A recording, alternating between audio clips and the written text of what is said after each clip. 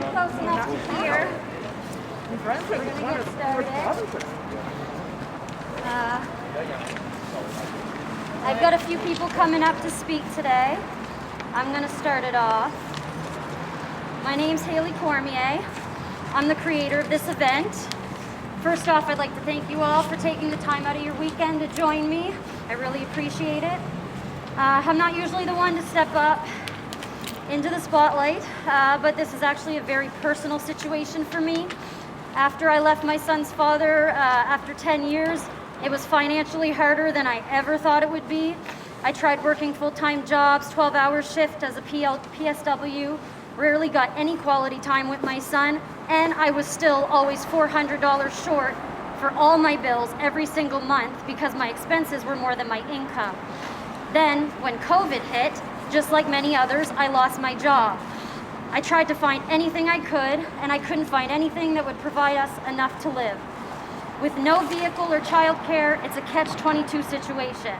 So I had no choice but to go on social assistance. With one child, I received $900 a month, but because the courts enforce child support payments, they deduct that from my check, so I'm left with $700 a month to cover all my rent costs at the first. No place in Moncton will ever rent for $700, everything included, especially with a child and especially with pets. I was already having a hard enough time covering the $800 a month, everything included, for my one-bedroom apartment this month.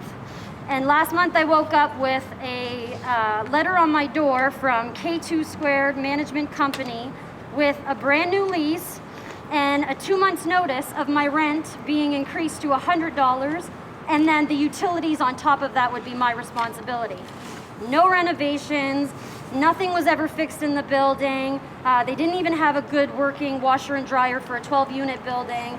It was a slumlord's place. Even the guy who came to talk to me from K Squared Company told me he was working for a slumlord. Social development can't give me any more, and I was already on a very long waiting list for N.B. housing. I felt like my life was completely ruined.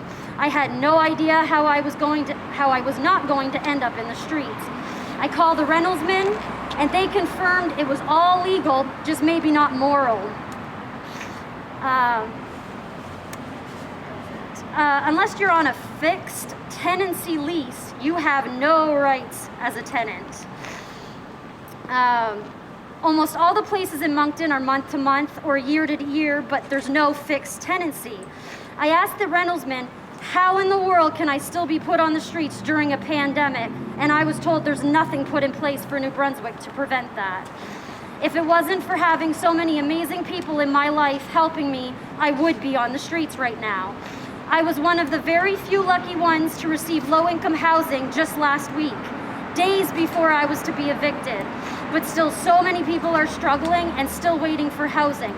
Something needs to change. I know I've heard of an amazing group called Rising Tides. They have been able to secure $6 million to purchase older buildings to renovate and provide housing for the homeless and low income. It's wonderful, but we all know this is going to take some time. One of the immediate needs here, in my opinion, is the rent cap. Also, the current legislations regarding tenants' rights is outdated and does not reflect the current needs of the majority of New Brunswickers. We need easier guidelines to help all tenants understand the process and our rights.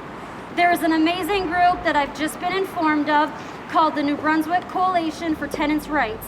It's organized by tenants for tenants. I have a letter from them today that I'm going to read. I have someone here today with me over here. She works for them. Her name is Hafsa.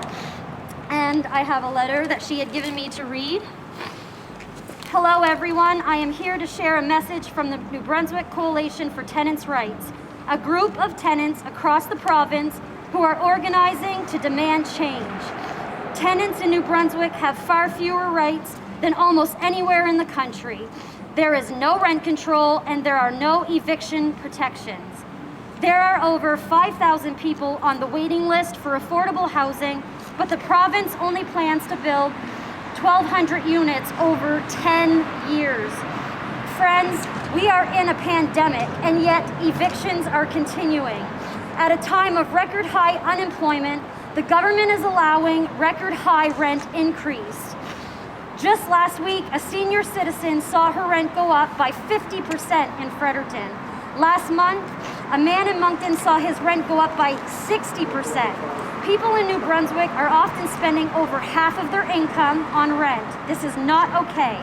Enough is enough. We are calling for immediate moratorium on evictions during the pandemic. People cannot stay home and stay safe if they do not have a home to stay safe in.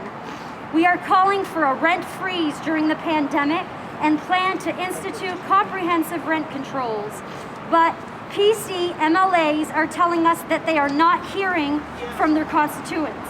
So we are asking you now, go to nbtenants.ca and take action to email your MLA, sign up for the updates, and get involved. The New Brunswick Coalition for Tenants' Rights is organized by tenants for tenants, and we want you to be a part of the campaign to protect and promote tenants' rights in the province. Together, we can protect the right to housing. Please visit nbtenants.ca to get involved and take action. We also have a sign-up sheet here so we can take your information and sign up for you. Thank you. I'm going to have